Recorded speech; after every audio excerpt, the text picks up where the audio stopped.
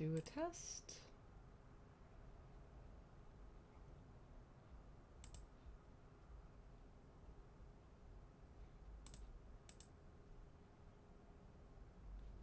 Okay, that's working.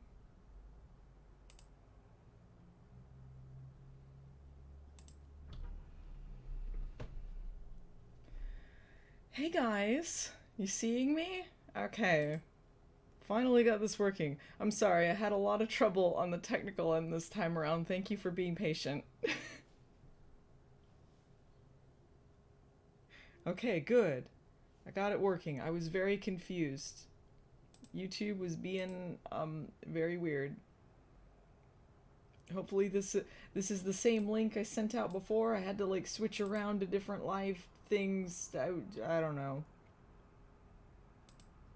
Okay, everyone seems to know where we're at. So good.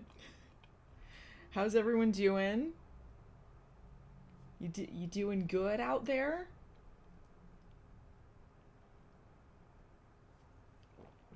Okay. Oh, you love the eye makeup. Thank you, Steph. Steph F. Okay, I'm just gonna tweet. I'm gonna tweet that it's fixed. Look, you get to see live the inner workings of a YouTuber.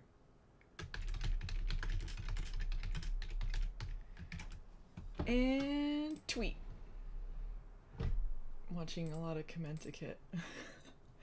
Oh, I have a super chat already. Thank you. From Jesse DS. Just because. Oh, thank you. Alright. Will I go to Modelland when it opens? I don't know. Do I have $1,500 to spare? For Modelland Elixir? I don't know. Alright, so, for people who weren't here yesterday, do we have a summary? Tookie de la Creme is Tyra Banks' self-insert character who really wants to go to Modelland, which is a horrifying place in this dystopian society where girls can become intoxibellas and learn how to model and stuff. She was on the floor. She was lying on the floor for almost the entirety of the first chapter. And then a guy she liked came over because he was the only person who ever spoke to her in her life, apparently. And he dropped a button and she went to go get it and dug through the garbage. I think that's pretty much a summary of what's happened so far. We'll see how much I can retain as we go through the book.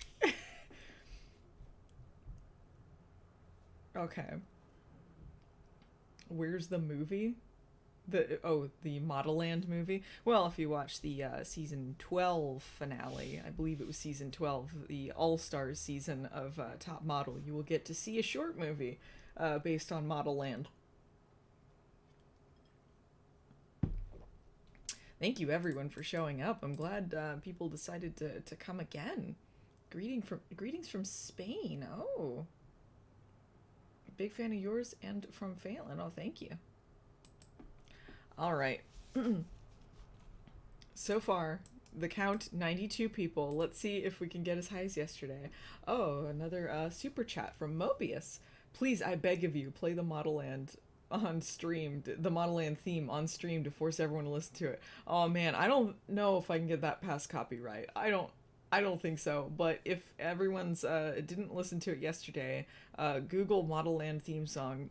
It'll probably be one of the worst songs you've ever heard in your life. Okay, so yeah, movie nights during the day, right? It's a movie day, a book day. I just want to point out my bookmark is Magic, Magic Rainbow Fish. You remember that book? He gave his scales away to all of them. Something like that. Something about friendship. I'm doing like the drag queen thing. I got a straw. I don't want to mess up my lipstick. My cat's laying on the couch. I hope she doesn't do anything to embarrass me. Okay. Let's get started. We got through one chapter yesterday, 20 pages. Not every chapter is that long. I think they vary, so we'll see. Did Tyra write Rainbow Magic Rainbow Fish? Yeah. She was a ghostwriter on it. So let's begin. Chapter 2, Exodus. Oh, the smell! The dreadful smell! Poor Tookie, covered in the wretched decay of other people's refuse. How I wish I could hand her a pair of loofah mitts or offer her a scalding bath with the essential oils of eucalyptus, bergamot, and lang lang, with 3 boxes of baking soda, a gallon of laundry detergent, 12 capfuls of all-purpose bleach, 2 squirts of antibacterial hand soap, and a dash of ammonia. I think she's exaggerating how stinky she would be after this dumpster dive at the school. I got another super chat from Cartoon Kelly. Thanks for doing this. I've been in a lot of pain today. I need some laughter. Oh, I'm sorry you're in pain. I hope that this helps you feel better, and thank you. So this is someone else's, I don't know if this is from Thelonious' perspective or whatever his name was. Oh, darling, I can feel the burn now, but you know what they say, no pain, no removal of funk stain. This is my neighbor's run water upstairs. Screech! I know that character from Saved by the Bell. As Tookie was exiting her last class of the day, a course called Autology, which stressed that students must look inside themselves to determine what kind of factory work best suited them, the speaker over her head bleated out 5 seconds of screeching feedback. What is this? Oh, it's supposed to be because the audio is bad. All right.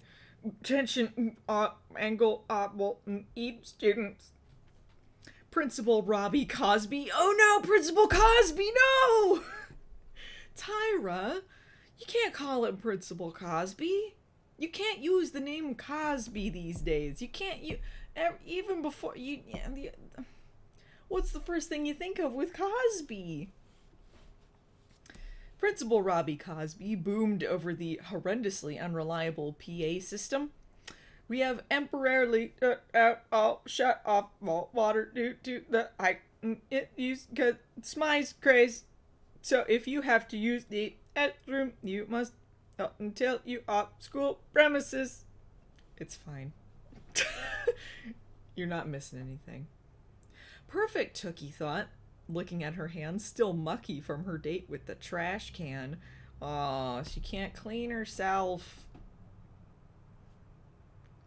She walked down the bank of battered lockers, rusty and chipped, some with doors nearly off their hinges, and all with students' names written on strips of paper, and finally arrived at a space without a locker. At this crevice in the wall was a small door split across the middle. As Tookie pushed down hard on the bottom half of the door, both halves retracted, one into the floor, the other into the ceiling, revealing a dangling rope. She pulled the rope to raise a hidden shelf. It was a dumbwaiter, another relic from when B3 had cranked out baubles, bangles, and beads.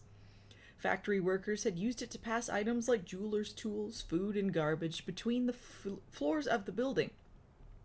Today, this relic was Tookie Delacreme's locker. Even her locker, she's like Harry Potter living in the closet, has to have a dumbwaiter locker for all of her stupid school shit. I have another super chat here from Cyborg Cable. There was no message included, so just put your message in there. I'll read it if you, or just fist bump. Oh, I see. It's a little emoji. That's what the kids are using. Thank you. I see it now. Yeah, why do they give her a shitty old locker? This is ridiculous.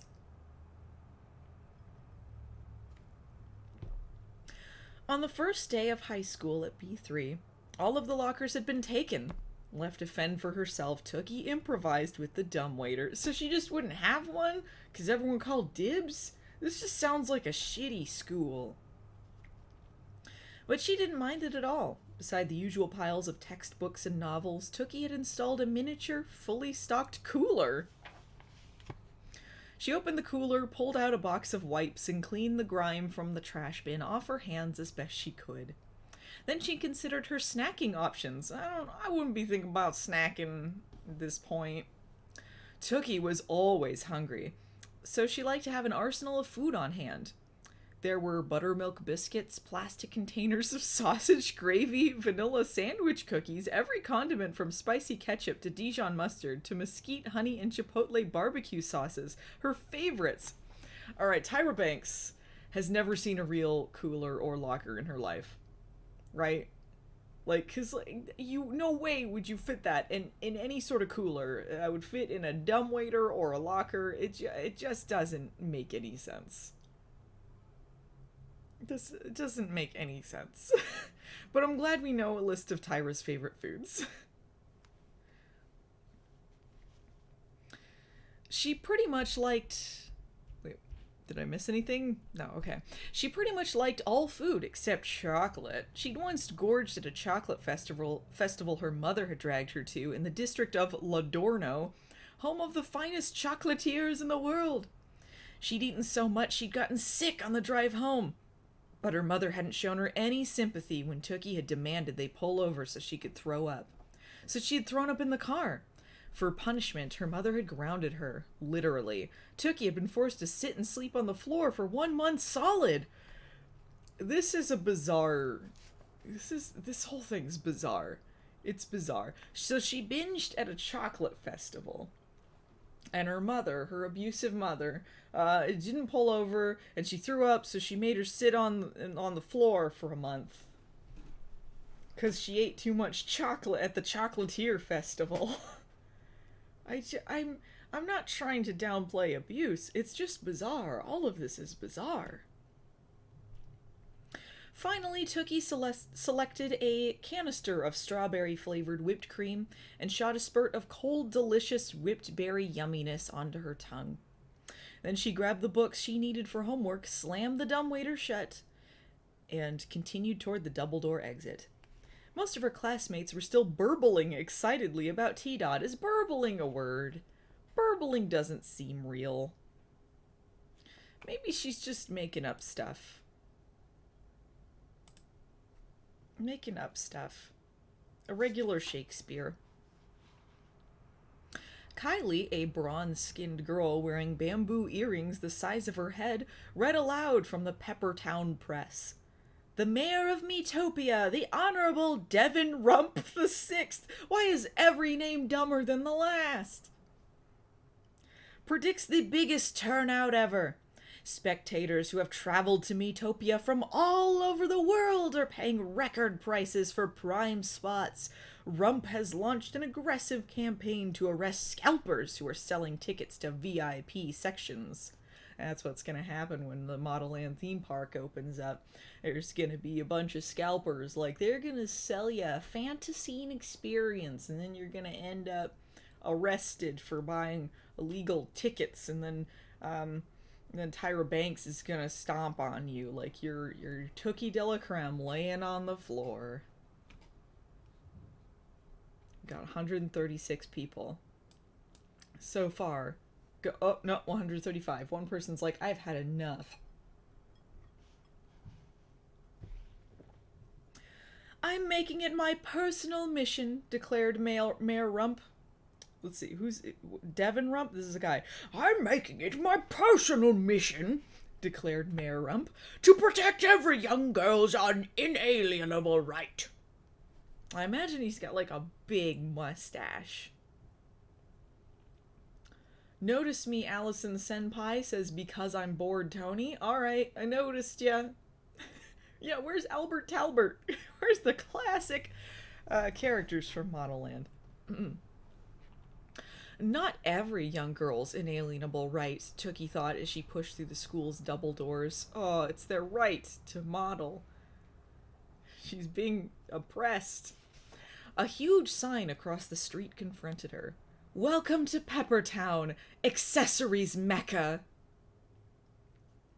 Metopia was split into 4 quadrants, each with its own weather system. Wow. There was frigid Shivera. Oh, 'cause they shiver? Shivera? Come on, Tyra. Are you 12? What in the world is this? Frigid Shivera. Tempestuous pitter-patter. Like rain? Lovely Ladorno, only the elite lived there, and it was where T-Dod was always held. And finally, sweltering Peppertown, because peppers are hot. As hot as, you guessed it, a Scotch bonnet. That was where Tookie lived and where B3 stood. Each quadrant butted up against the others like the seams of a garment, and oh, what a shock it was to travel from one quadrant into the next. The thing was, because of Metopia's expansive range of environments and wealth of natural resources, the city's politicians realized that a great many things could be produced there, and a great deal of money made. The city grew into the global center of the fashion and beauty industry. The majority of Metopia's residents worked on inhumane fashion, beauty factory assembly lines. In fact, the majority of B3 students who weren't selected for the grand land on the mountain would end up doing the same. There were always job openings. What is this universe? Inhumane fashions. My God. I can't believe this weird dystopian future, this Oliver Twistian fashion hellscape. The Welcome to Peppertown signs were on the corner of every block of the quadrant. The quadrant council had thought the signs would be cheerful beacons for tourists, not that tourists ever visited. It's like this big fashion capital, but tourists never come.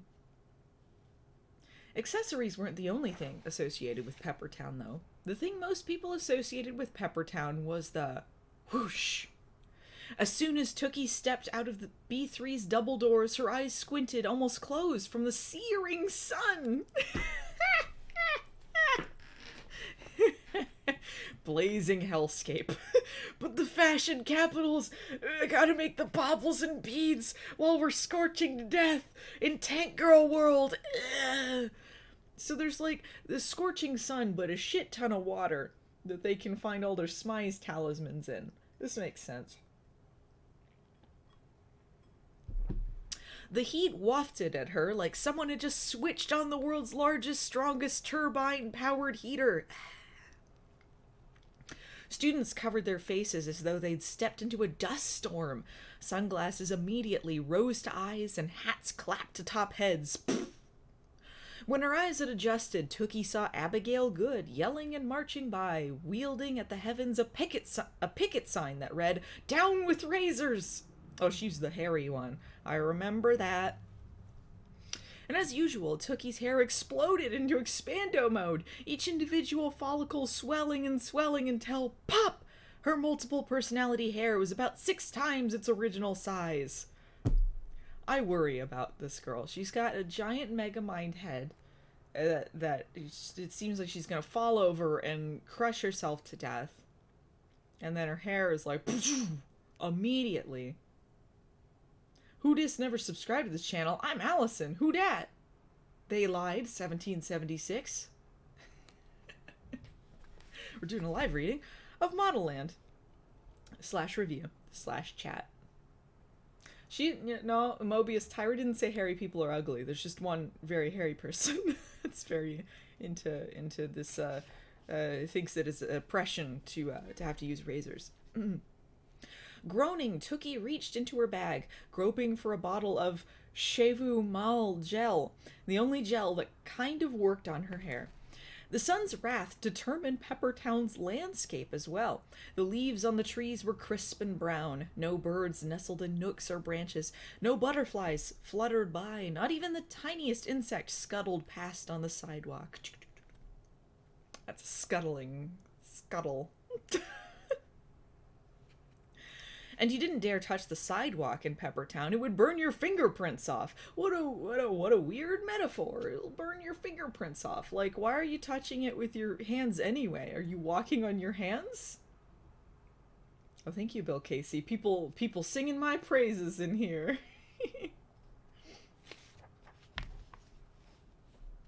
Only a few people trudged dazedly down the broiling streets that day.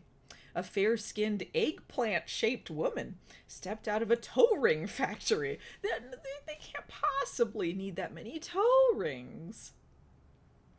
Before she could clap a sun hat on her head, her skin had turned an angry red. A man in a bowler hat weakly and uselessly fanned his face with a copy of the Peppertown Press, wet ink staining his sweaty palms. Ugh.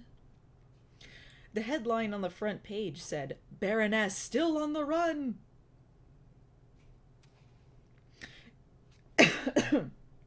Excuse me. It was a story that had ravaged Metopia for several years now. Apparently, a famous wealthy baroness had run a Yonzi scheme of sorts, investing people's money unwisely and bankrupting them all. Instead of making good on her payments, she had gathered her family and fled. Tyra knows nothing about schemes of sorts. Certainly not MLM schemes or, beauty tainers or anything like that. Never a thought that entered her mind. A Yonzi scheme. You are correct. A Yonzi scheme. I don't know why it is called a Yonzi scheme. I don't... Like, is this a wordplay? Am I missing something? It is spelled Y-O-N-Z-I. Is this a pun that I'm missing? Less a scheme and someone being dumb. Ash is doing good. You guys want to see Ash? Dun dun dun! Ash? Yeah, I love you. She's sitting there by the dryer lint portrait of Dean Stockwell. I don't know if you can see back there on the shelf. I have my charmed Mego dolls. I think it was Mego, the ones they recently released. Pretty good. Yeah, look at my apartment. Woo! Just giving you a little tour, a little taste of success. One day, this too could be you.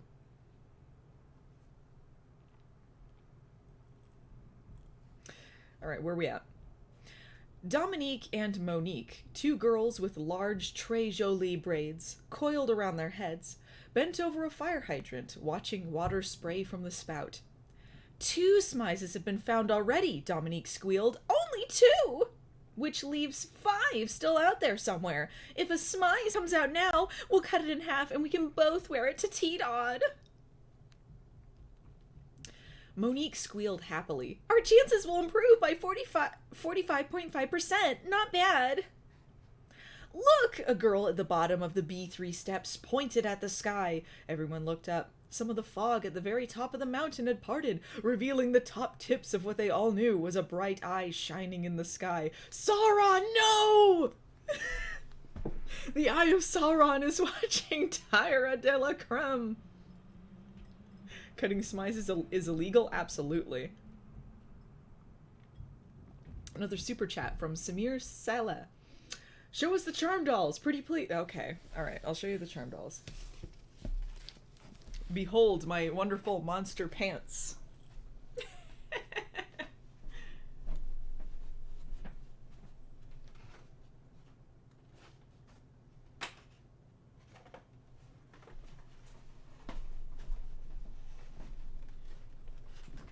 Okay.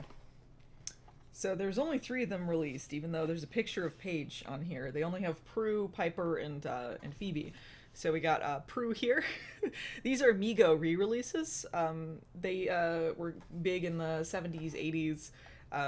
They've recently made a comeback, and they used to do these old school kind of dolls, toys like this, and they based on existing properties, and they kind of look like that. They're a little bit janky.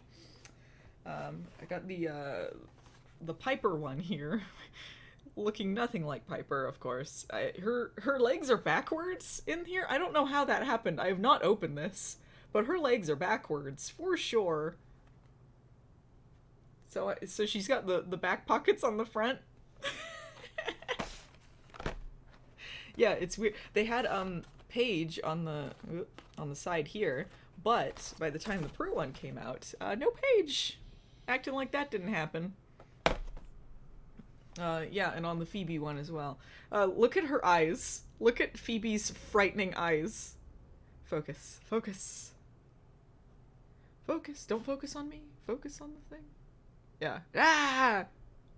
Be in your nightmares. Ask Phoebe! Ask for my advice! Anyway, put these back on the shelf.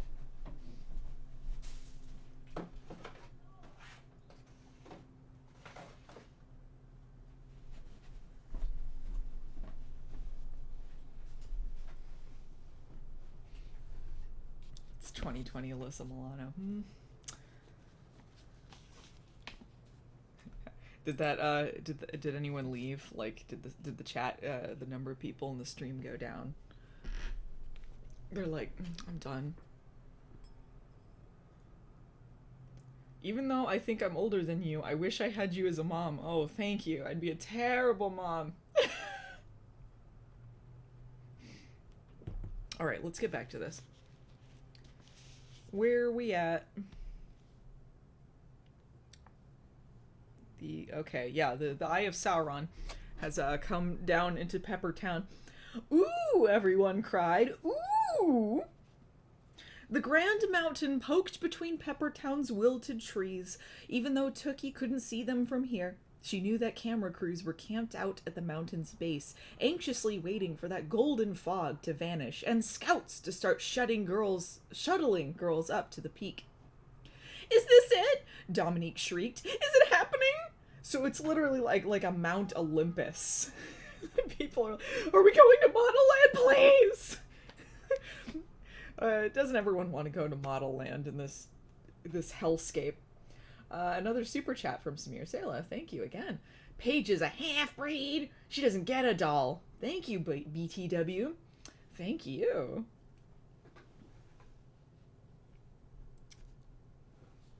Not yet, Zarpessa. Oh, I forgot the dumbest name, Zarpessa. Not yet, Zarpessa, who was standing at the curb, said knowingly. My leg waxer's father's sister told me this fog peekaboo is just to get us all excited so we'll buy more souvenirs on T-Dod. Then, as if following Zarpessa's command, the hole in the fog closed, obscuring the mysterious mountain once more. The pandemonium quickly turned to reverent silence. Tookie's heart slowed its pace. Hey, Zar, need a ride home? Lorelei, one of Zarpessa's friends, asked. I'd love to see the gorgeous mansion you live in. Thanks, but no thanks. Zarpessa twirled her hair.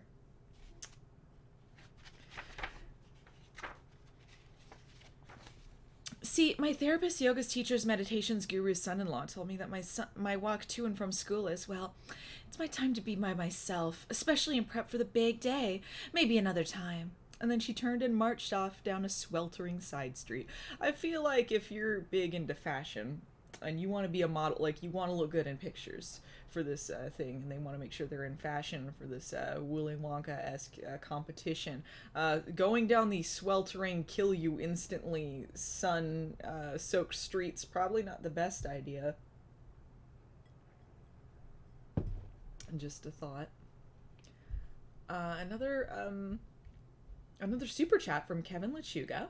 Allison, your fashion makes you a true Intoxabella. Oh, thank you. Alyssa Tessa. That's my Modelland name for today. Alyssa Tessa, until I forget it, and then it'll be something else. Tookie sighed and turned to. She had to walk home as well, but not because some meditation guru told her it was her alone time. As she trudged along the charbroiled sidewalk, she kept a running count of the cracks and the overlapping messages paint-stamped onto the concrete and street corners. Faded stamps read, Where is C. Lee? CL, I should say. Where is CL? Where is CeeLo Green? Newer ones painted on top of that said, Where the hell is CL? The messages puzzled Tookie. They referred to CL. This is spelled C, the little squiggly line L, by the way. Alyssa Tessa with weird capitalization. Yes, that's exactly what it should be. They referred to C squiggly L, whose name was pronounced CL. Oh, thank you for telling us the one word they decide they need to say how to pronounce. You got to figure out number 77 yourself, but this one. CL, the most magnificent 77 ever to grace the earth, a 777, a magnificent woman with caramel-colored skin and the most intoxicating eyes. For a long time, CL's visage was everywhere and monopolized every fashion campaign and runway in every major style capital of the world. Till only a few months ago, when her images had abruptly disappeared from the billboards, magazine ads, and the sides of buses worldwide. A special news bulletin had announced that CL was no longer accepting work and wouldn't be the face of her own CL by Jerk perfume? CL by Jerk perfume. Jurk. CL by Jerk perfume. The best-selling fragrance in the world. But there was no explanation. Tookie walked on past the long lines of accessory factories. Workers rushed in and out, their heads down, their faces permanently creased into frowns. Several children stood on the sidewalk, their eyes hollow, their hair cut short, their bodies swimming in workers' uniforms. There's child labor in this. There's child labor. These are just beauty-tainers, aren't they?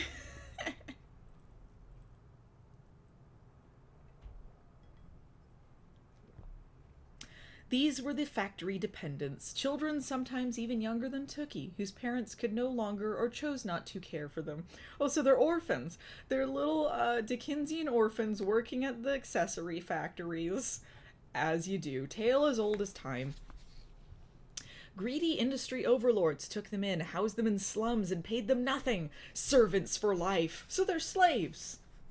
Whenever Tookie saw them, she felt a rush of pity and dread. Then she approached a sunglasses factory whose facade was made of long sheets of glass. Her image swam into the reflection and she winced. She still had that 6 head. Her big head, just like Tyra Banks. So ugly. The slightly too small, weak chin, the multiple personality disorder hair, and the woolly caterpillar eyebrows. Her eyes still spread wide like an antelope's, one the color of dirt, the other of snot. Ugh. Yep, same old Tookie, different day. I love this, like, pretending to be humble description of herself. It's hilarious. Humble brag. A few blocks later, Tookie turned down an alley between two factories and waited in front of an old oak tree. No matter how hot it was or how tired and dejected she felt, Tookie walked down this narrow corridor and stopped at this tree every single day. It was a special place, the place her friend Lizzie called home. It wasn't a home in the normal sense. The day Tookie met Lizzie, the nervous red-haired girl had been fleeing an invisible assailant and had dragged Tookie up this very tree with her. Oh, so she's insane! Nestled in the top branches was a tree cottage of sorts, with piles and piles of clothes inside. See, I saw this in the Star Wars holiday special. They're all living in trees, like Wookiees or Ewoks.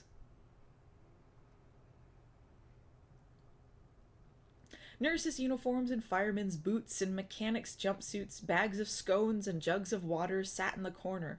A twin mattress, who knew how Lizzie had dragged it up there, sat in the middle, shaded by heavy branches. This was where Lizzie lived, alone. Now, as Tookie approached the tree, she thought she saw a branch rustle. She hadn't seen Lizzie in almost 6 weeks, which was a little strange. Sure, Lizzie kept an erratic schedule, not going to school, disappearing at night, but 6 weeks was an awfully long absence. Tookie was worried about her. Tookie's worried about no one, just like Tyra's worried about no one. False. So she's got like a little Keebler elf friend, is what it is. A little Keebler elf that lives in a tree, cobbles shoes, steals outfits. Then Tookie spotted a shock of red hair. A figure peered down from a high branch. "Lizzie!" Tookie cried out. Her heart lifted. The girl darted down the makeshift ladder that hung from the tree cottage, grabbed Tookie's hand, and pulled her upward.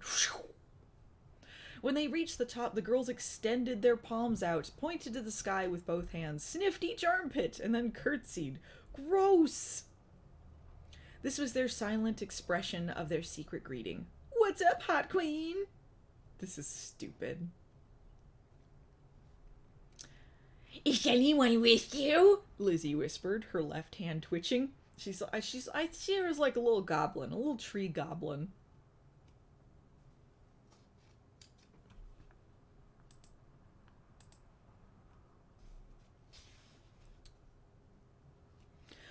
Tookie snorted. Is anyone ever? You know you're always safe with Forget a Girl. I hate it when you say that. Stop it. Tookie shrugged, just stating the truth. Lizzie sighed. Well, I remember you. As clear as the day is hot, so shut up. Then she peeked down at the ground. There was an unhinged, terrified look in her eyes. We're not being followed, Lizzie, Tookie insisted. I swear, there's no one with me or near me. Lizzie exhaled a long-held breath and flung her arms around Tookie, squeezing hard. I've missed you so much. Me too, Tookie said, feeling both grateful Lizzie was back and frustrated that she'd been gone in the first place. She pulled away and stared at her friend. Lizzie's skin was oddly smooth, nothing like its normal acne-prone, pock-marked, sunburned state. She thinks a lot of her friend, and she wore a blue hospital gown tied at the back and a pair of doctor's scrub pants that bagged at the ankles. Javera County Hospital was stitched on the gown. This always happened when Lizzie returned after a long period away. Oddly smooth. What? This is getting weird. So tell me everything. Lizzie flopped down on her mattress. What have I missed?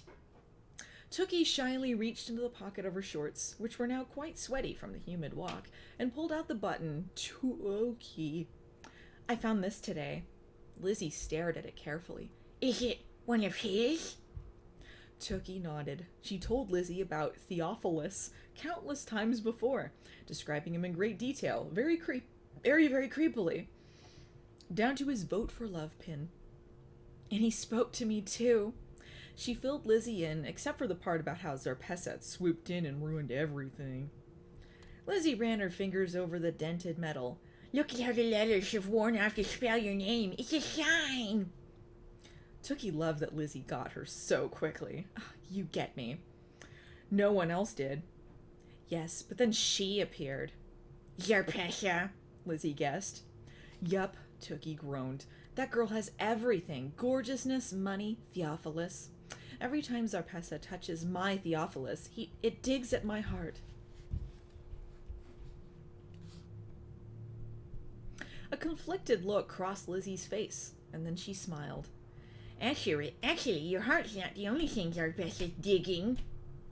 What? What are you talking about? Tookie prodded. Lizzie raised her eyebrows. Come on, I'll show you. She grabbed Tookie's hand, and the girls climbed down the ladder. Lizzie pulled Tookie along a series of streets until they arrived at Juan Jorge's, the only fancy restaurant in Peppertown, which catered to the Quadrant's politicians. What are we doing here? Tookie whispered. Shh, Lizzie whispered. She led Tookie to a dumpster at the back of the restaurant, its lid gaped open, the lock broken. Another dumpster! I'm noticing a theme here. Tookie looked at Lizzie. Lizzie, are you... Oh no, it's Tookie. Tookie looked at Lizzie. Lizzie, are you hungry? Do you need food? Lizzie usually dumpster dove, even though Tookie tried to provide her with as much food as she could. But Lizzie shook her head. Look! A group of shabby people stood around the dumpster. Some of them wore masks. The tallest man wore a gas mask. A shorter woman wore a tribal mask. And what looked like a girl Tookie's age had on a tattered comedy tragedy mask. A cult! The girl carried a familiar yellow dream bag in the crook of her elbow. Tookie frowned. The woman in the tribal mask pushed in front of the rest and grabbed handfuls of untouched fish fillets, half-drained bottles of wine, and loaves of day-old Très Jolie bread. Czar, baby, I'm so sorry. You don't deserve this. Take the sea bass. It's still warm. Czar, Tookie whispered. Lizzie nodded feverishly, trying not to watch. So it's lucky they're just constantly dumpster diving for this, like, they were just talking about it, and then Lizzie takes her there, and they happen to be there. The woman pulled more items out of the dumpster. Czar, baby, here's some sparkling apple cider that's still cold. Take it, honey, please. The girl in the masquerade mask dropped the bottle into her dream bag. The same gold glitter that adorned Theophilus's presidential posters dotted her fingers. Could it really be Zarpessa under there? B3 Zarpessa?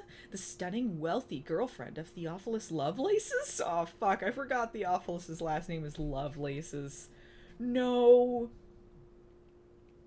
Tookie turned to Lizzie. But Zarpessa is an heir to the Zariano Peanut Empire. Peanut Empire. Peanut Empire. She's the nuttiest Peanut Empire heiress. You think she knows Baby Nut personally? The Peanut Empire. I just saw an ad for their peanut oil in the paper. Lizzie shrugged. I guess they lost their fortune. Just then, the masked girl's head shot up. The dark eye holes in her mask aimed straight at Tookie and Lizzie. They both ducked, but not quite in time.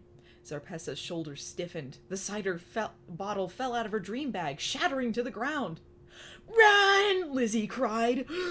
They bolted away from the restaurant and sprinted through the sweltering Peppertown streets. Once they were safely out of range, Tookie stopped and bent over, out of breath. "Do you think she saw us?" "I don't know," Lizzie answered. "I can't believe it." Tookie shook her head. "How long do you think she's been digging through trash?" You know what? You were just digging through trash. The chapter before, Tookie. You cannot judge her. You cannot judge her for this. Baby Nut is the illegitimate heir to the Peanut Empire.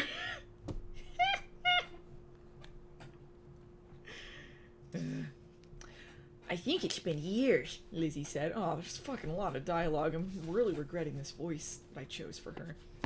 She just made the mistake of crossing over to my territory. At the used clothes dump super early this morning, I got into a tussle with her over a killer dress. It was deep yellow, and it was made with this crazy shimmery fabric. Man, I could have snuck into some serious black tie blowouts in that thing. But Zarpessa, she won the tug of war. I guess she wanted it more. So I threw some matching yellow shoes at her. Her shameless butt scooped them right up and didn't even utter a thank you. Wow, Tookie whispered. She's living one big fat lie. One big fat homeless lie. And suddenly, mid-sentence, Lizzie's expression changed, clouding and contorting into a look Tookie knew all too well. Something else had overtaken Lizzie's mind. Her body twitched. The muscles in her face stretched and contracted. She glared blankly into Tookie's eyes. Glared blankly. What, dead-eyed glare. She's smizing.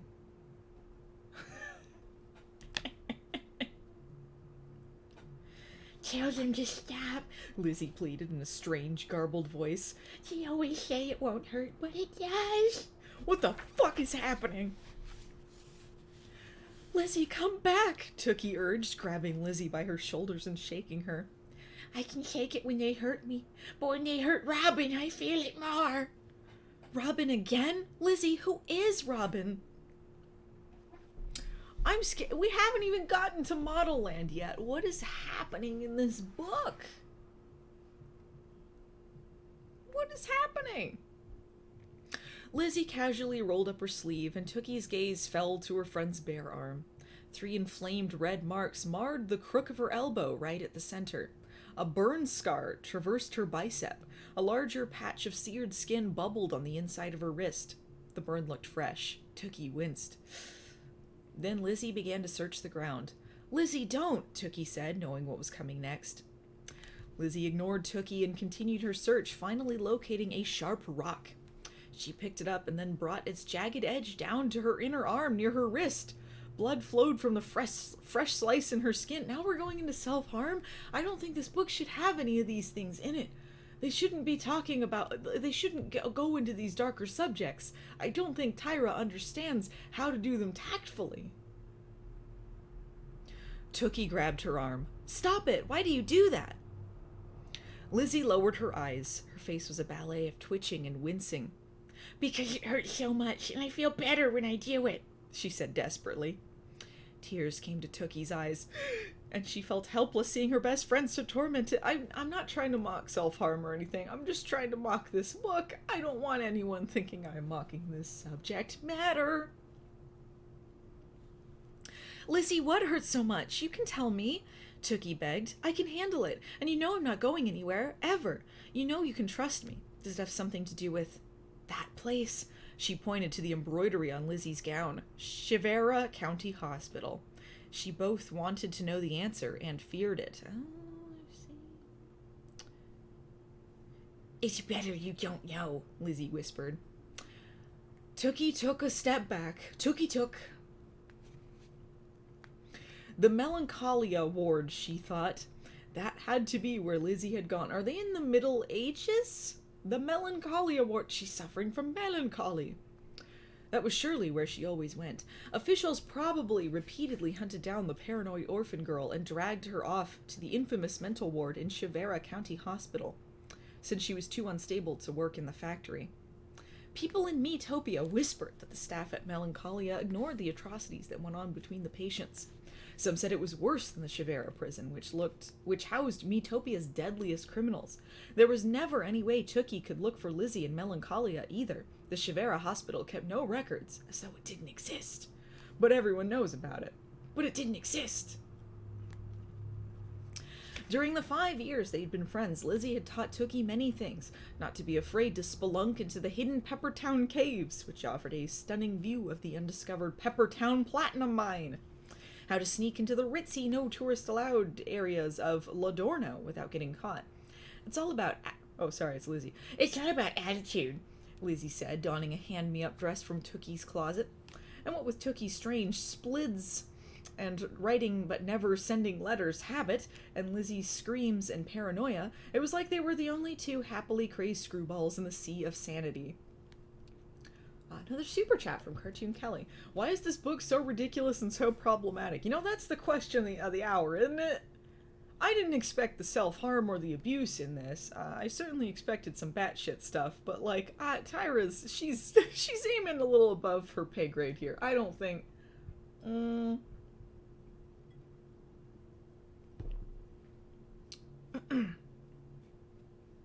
Yeah, hopefully this doesn't get too bad.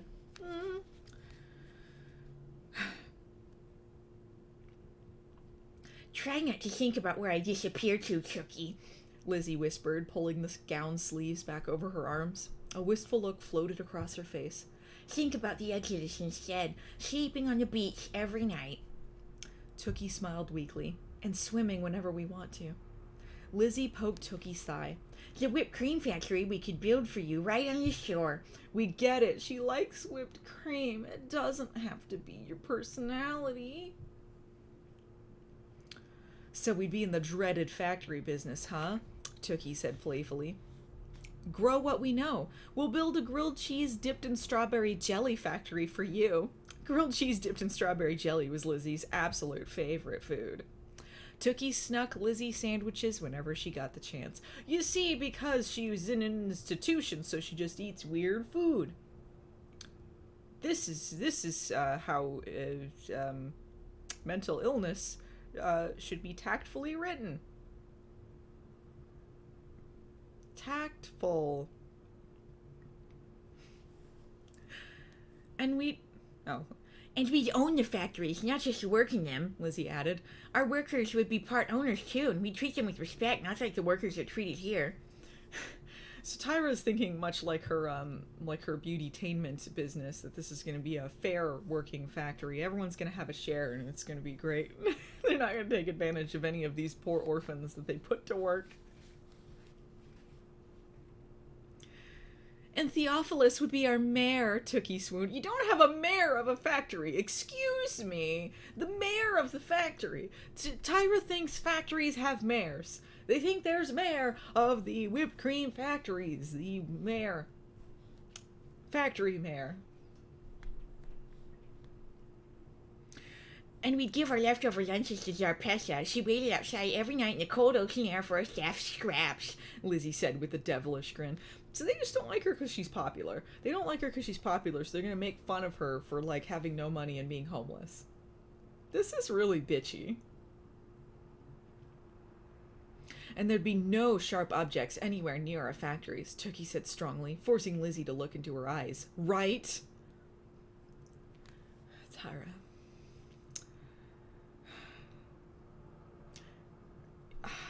You got the idea, but I don't... Wrong.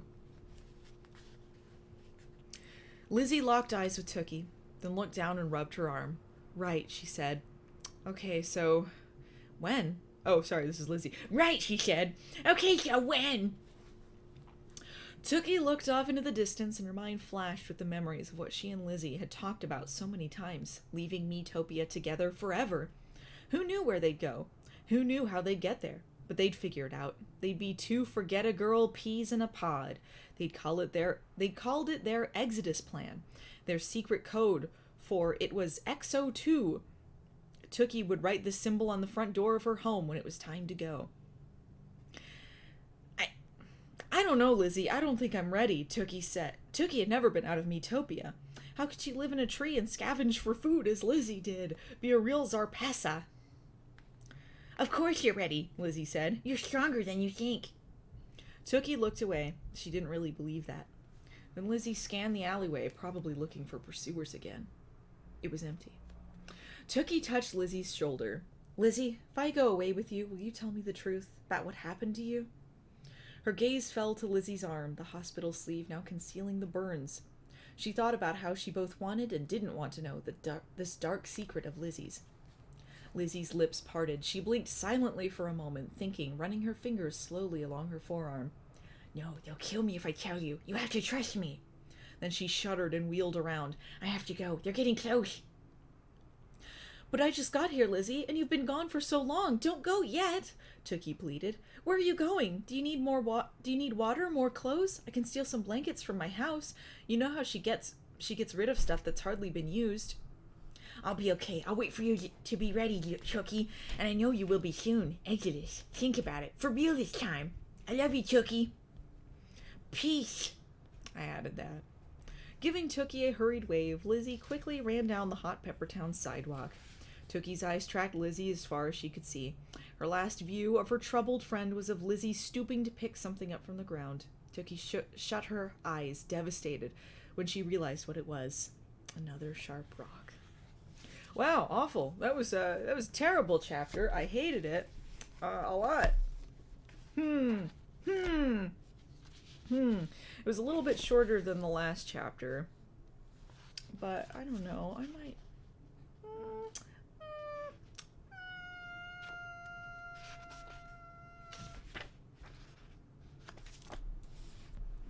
I don't know. How are you guys doing in the chat? A very heavy chapter. Yeah. Ooh, sorry guys. I didn't know it would get that serious. I don't. How long is the next chapter? I don't know if I want to get into another one just yet. Let's see.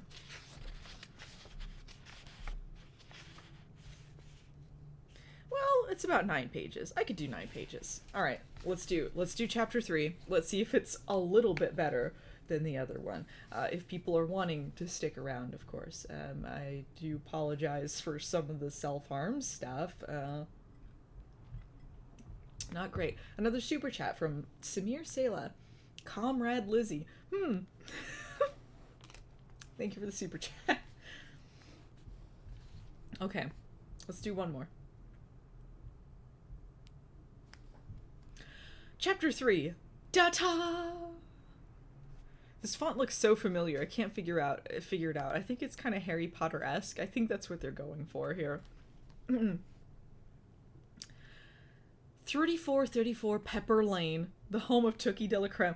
She lives at Pepper Lane in Peppertown. Tyra shouldn't name things. She shouldn't name things. She lives on Pepper Lane in Peppertown. That'd be like if you were on New York Street, New York City, New York. Like, what? There probably is a New York Street. Pepper Lane. Ah, the De la Creme residence, a splendiferous, luxurious palazzo of a dwelling with a marble facade, grand archways and columns, wrought iron balconies at its second-floor bedrooms, and a fountain in the center of the yard, complete with a nude male statue with rippling musculature. Truly glorious. The creme of the De la Cremes. We all wish we could abide in such a grand abode. So she's like a forget-a-girl that everyone hates and lives in a closet and whatever, but she lives at like an abode everyone is like jealous of. Be careful what you wish for, darling. All that glitters is sometimes gold-plated. What's that? There, in the corner, in the foundation, near the koi pond, in the bird bath made of bronze. Relatable. That zigzagging line shaped with a witch's profile. Is that a crack? And there next to the crack, that silvery mass crisscrossed on the stucco. That can't possibly be duct tape. Watch your head. Did a chunk of slate just fall off the roof? In disrepair. Surely your smoky eyes have deceived you. Surely these patterns of fissures in the foundation are just decorative elements. The Delacremes have nothing to hide. Or do they? Tookie walked up the 7 stairs that led to her front door, tripping on the crooked 3rd step. Another piece of slate broke off from the roof and fell to the ground, nearly slicing her skull in two. Oh my God, she murmured. She'd have to tell her parents about how the roof almost tried to kill her. My neighbors are vacuuming now. It's great ambiance. After steadying herself, she stood with her fingers on the door handle, hesitating before she entered. Wishing she didn't have to cross the threshold, but knowing she had nowhere else to go. This was her home. Oh, good. So we're going from the self-harm to the abuse angle. If people were not listening yesterday, they do imply very heavily that she's being abused at home. I don't know how far that abuse goes, but if that is something that you're very sensitive about, just letting you know ahead of time, this is coming up. She opened the door and tripped again. First over a cardboard box that said Creamy Delacreme on the shipping label. Is that her mom, Creamy Delacreme? No! When she shut the door, goosebumps immediately rose on her skin. And her sweaty locks nearly turned into coil-shaped icicles. Her weird shape-shifting hair. Tookie's mother insisted that their home's thermostat be kept at almost sub-zero temperatures at all times to combat the blazing Peppertown heat. Plus, she said people looked fresher when they were cold.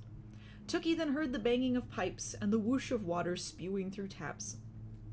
It sounded as though all the sinks, showers, and bathtubs were running simultaneously. "Brown spot!" her mother's voice rang out.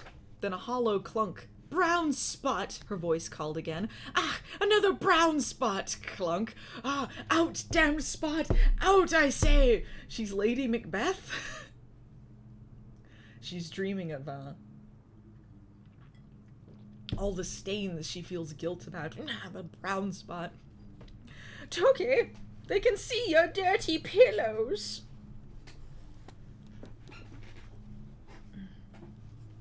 Tookie swept into the kitchen, which looked gleaming and new if one didn't peer very closely. The unused appliances shone, the pots and pans hanging over the island had price tags on them, and the teapot was resting on a stove-top burner, tape covering the spout. A knife set still lived in its shrink-wrapped packaging, but if one were to go around the room with a not very strong magnifying glass, it would soon become clear that duct tape, electrical tape, caulk, industrial-strength glue, and other binding agents held the walls upright. I feel like if you're using duct tape for this, it's probably not going to be that hard to see, to see that this place is in disrepair. I don't think they'll be doing a lot of cleaning or shining all these unused pots and pans. I think it would be very apparent that this is a neglected place. Another super chat from Valdegast, 50 SEK. I don't know. I'm so bad at knowing what the currencies are. A tale told by an idiot, full of sound and fury, signifying nothing. Yep, pretty much. I could also be counted as an idiot. It's a double. It works in 2 ways. Thank you.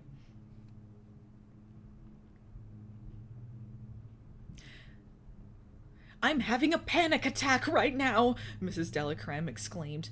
Tookie's mother loomed over the kitchen counter, holding a bunch of bananas by the fingertips of one hand, examining their skins with a photographer's loupe. Loupe? I don't know what that word is. L-O-U-P-E. Her other arm held Bellissima, fuck. I remember this from the Top Model finale. They had this stuff about this baby doll. Her mom's obsessed with a baby doll. She carries this baby doll around. Her other arm held Bellissima, a lifelike baby doll, dressed in a multi-layered butter yellow dress with lace trim, complete with pacifier in her mouth. Bellissima was Mrs. Delacreme's favorite doll from her extensive collection. "I thought this banana was spotless, but it was one tiny brown speck. Yuck!" She tossed the banana into the trash. Today, Mrs. De la Creme, or Creamy, as she insisted everyone call her, including her children, wore a perfectly tailored white one-piece pantsuit with dramatically pointed shoulder pads and a cinched belt to accentuate her small waist. So she's got, like, herself together, but she can't do anything but, like, duct tape things together. Yeah, bellissima is beautiful in Italian, yes. That's why it doesn't sound as stupid as some of the other names, because it is at least a word.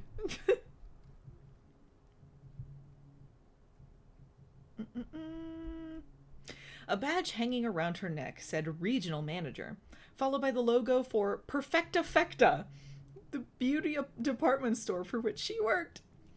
It was a very good job for a Metopian. They're called Metopians. They're called Metopians. A million steps above working in a factory. She pulled her dark hair into a très jolie twist that was so severe it stretched the skin around her forehead and eyes, making her look startled. Oh my god. It gave her a 5 head, just like Tookie. And though her body and soft, lionless, tanless skinned hands were remarkably well preserved, her face was a different story. Thick makeup clumped heavily in permanent lines on and around her mouth. Oh, I feel that. Deep crow's feet fanned out from the corners of her eyes all the way to her ears. Yeah, me too. Even her nose was covered in wrinkles. That's strange. Okay. Tookie hoped that whatever her mother's affliction wasn't hereditary. And this one too? And this one too yellow, Mrs. De la Creme went on. I need green ones only. No wire hangers! Her gaze fluttered to Tookie. For a moment she looked through her daughter the same way everyone at school did. Then she blinked, bringing Tookie into focus. Hello, dear. You haven't been picking bananas out of the garbage bin and putting them back onto the counter, have you? Tookie blinked, her mind struggling to shift directions. No. Well, someone has. Then Mrs. De la Creme thrust a small jar of pickles at Tookie. Can those baby fingers of yours dig out a gherkin for me? I'm starving. Gherkin. She says gherkin. She uses the gherkin, and then they say the baby fingers thing again. Baby fingers is double. They've said that more than once in this. I don't like the baby fingers description. Tookie wiggled her small, slim fingers. Her mother was always talking about how delicate and dexterous they were. Perfect for sewing small stitches or digging items out of tight jars. Tookie eyed the lush fruit in the waste bin. Does she still have garbagey hands? Bananas weren't the only items in the trash pile. There were mouth-watering grapes, 2 perfectly ripe avocados, and 3 tomatoes whose skins had just turned from green to red. Then Tookie moved over to turn off the sink faucet, which was indeed gushing brownish water. Don't you dare, Mrs. De la Creme screamed, and Tookie froze. I'm keeping all the taps open until T-Dod. Water must flow continuously into this house, and when our smize comes, we must catch it. Tookie stepped away from the faucet. Every year on the eve of T-Dod, the world's reservoirs ran dry because everyone kept their taps open looking for a smize. It seems like maybe they should come up with a different method of delivering the smize talismans then. Oh, kitty, you making a ruckus behind me? Everyone sees Ash running around. Oh, she really said smize. Yeah, if you weren't listening yesterday, they are looking for smize talismans that are transported via water. There's 7 of them. It's their Willy Wonka golden ticket to Modelland. Yes? What do you want? Oh, my poor little baby. Come here. Come here. Come here. Come here. Little Ashy Poo. I know I got lipstick on you. I'm sorry.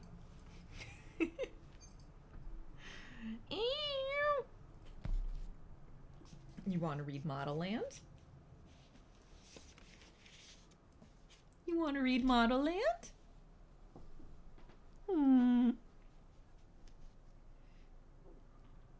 The television was on behind them, and a reporter, coincidentally, was reporting on the hidden smizes.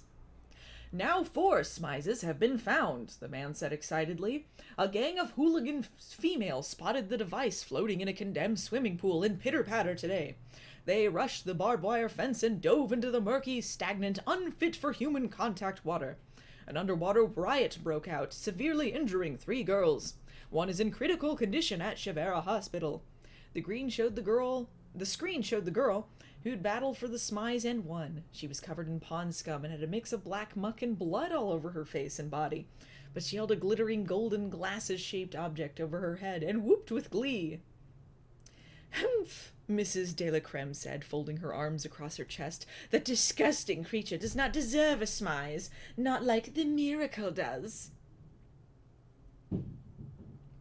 Violence! Maybe they shouldn't put these in sewers.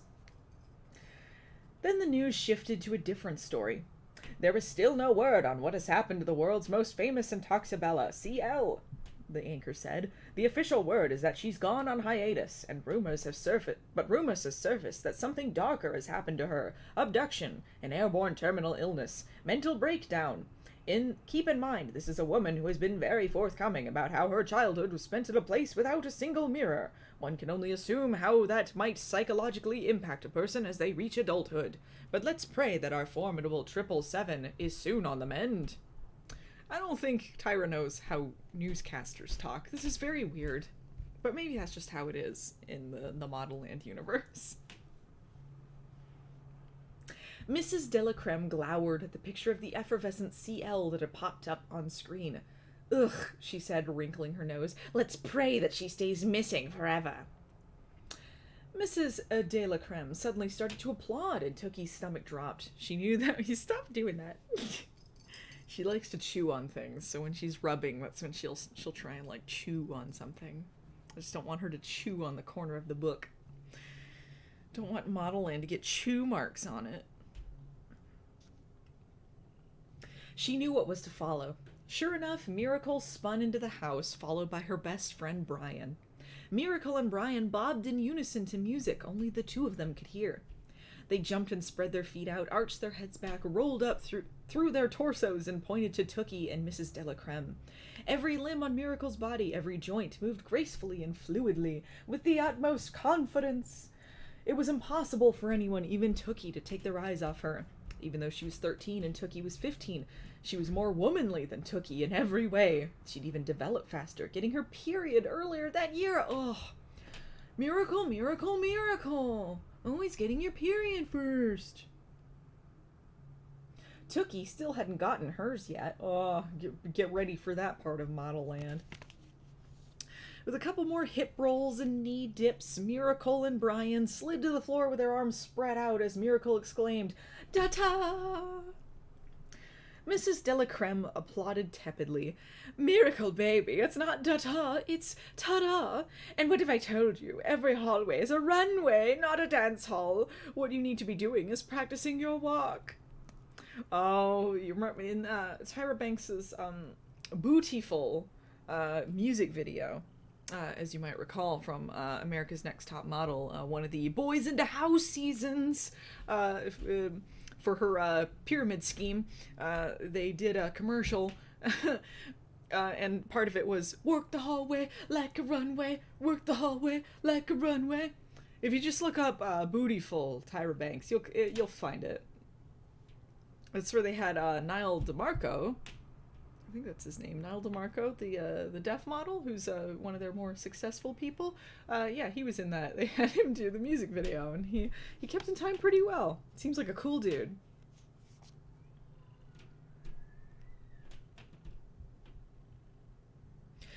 "But I love dancing," Miracle pouted.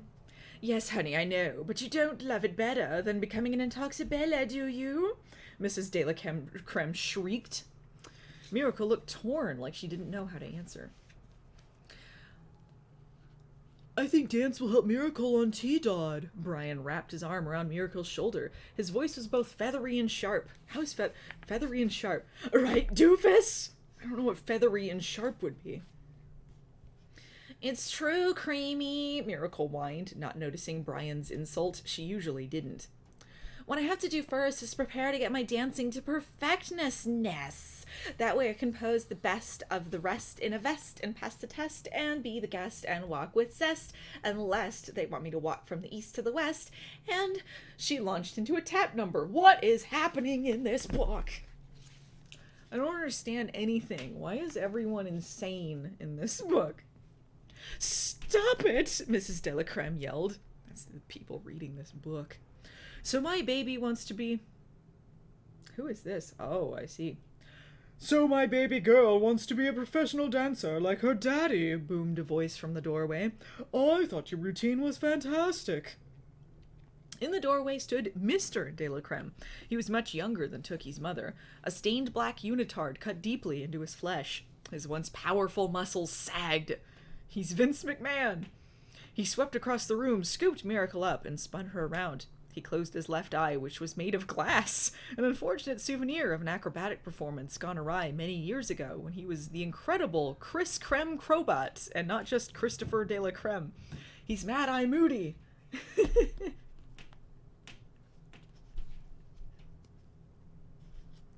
Are you excited, Pumpkin? Mr. Delacreme asked Miracle, sweeping past Tookie like he didn't even see her. Usually he didn't. Miracle lowered her eyes. I guess, but I'm frightening too. Scared? Brian snorted. Honey, I didn't know your little old brain could be scared. And anyway, girl, they're gonna choose you for sure. My baby girl finally walking in the day of discovery. Mr. Delacreme wiped an imaginary tear from his eye. Indeed, now 13 years old, Miracle was finally participating in the grand event. There wasn't an official minimum age for who could compete during T-Dod, but no one younger than 13 had ever been chosen. Then Mr. Delacreme pulled a chair out from the kitchen island. Sit down, Miracle baby. Rest your feet. Oh, Christopher, will you stop smothering her? Mrs. Delacreme said brusquely. Then she leaned down and brushed a stray hair from Miracle's forehead. My, we need to get you to the salon so Perry can do something with those atrocious split ends. Mr. Delacreme shot his wife an icy glare. Woman, how stupid do you think I am? You just want to get her to that damn salon so you can do whatever you do with Perry while Miracle is under the dryer. I see how you look at him. Mrs. Delacreme thrust her nose in the air. How dare you insult me and accuse me of such filth? And who are you, Mr. One-Eyed ex-circus star who spends his nights boozing? Everyone, describing everyone, you could say this is like an original character do not steal kind of situation. Like, these are all ridiculous. Mr. Delacreme roared back. At least I don't cheat on your old... Stop it! Miracle whined, and both parents froze. Back to me, everyone! I'm the most important girl in the room, member? Her voice and face were so adorable that the tension was momentarily forgotten. I'm imagining, like, the little girl from Cats Don't Dance. Darla Dimple. Tookie popped another baby gherkin into her mouth, feeling as irrelevant as the bananas in the trash can. Can you stop saying the word baby in this book? Baby gherkin. I don't like it. Quit infantilizing the gherkins. She spied the Peppertown Press and picked it up, a welcome distraction from being invisible in her own home. Give me that, Tookie, her mother said, snatching it from her hands. I haven't read the paper yet, and you know I cannot stand touching it after anyone else has had their dirty hands on it. She thumbed through the pages. Ha! The police are moving in closer to that fugitive Baroness. She read the article aloud. Authorities believe the Baroness may have fled to Terra Bossa Nova, although they have no firm proof. They are working with Bossa Novian local authorities to track down this evildoer who has ruined the lives of tens of thousands and scarred the image of the annual Intaxa Stakes event, in which second-year students travel to Strip Town. Strip Town! It's just called Strip Town! Tyra Banks! She was in her 30s when she wrote this. She was older than me when she wrote this. Travel to Strip Town and gamblers bet on which girls will become Intoxibellas upon a graduation. She looked up. I hope they find that shady wench. We lost most of our savings trusting her. And then she flipped to the next page. Oh, look, there's a sale on tea kettles. And, woman, Mr. de la Creme said through clenched teeth, you still have a brand new unused kettle on the stove, and you don't even drink tea because you say the leaves are dried up and stale. Mrs. de la Creme stared at him. Tookie, make me some tea. Tookie flinched. But Creamy, you don't like... Da-da-da-da, Mrs. de la Creme imitated nastily. Spit it out. I was just thinking of the scene of Billy Madison. Today, son. It's only funny because it's Billy Madison. Stutters aren't funny.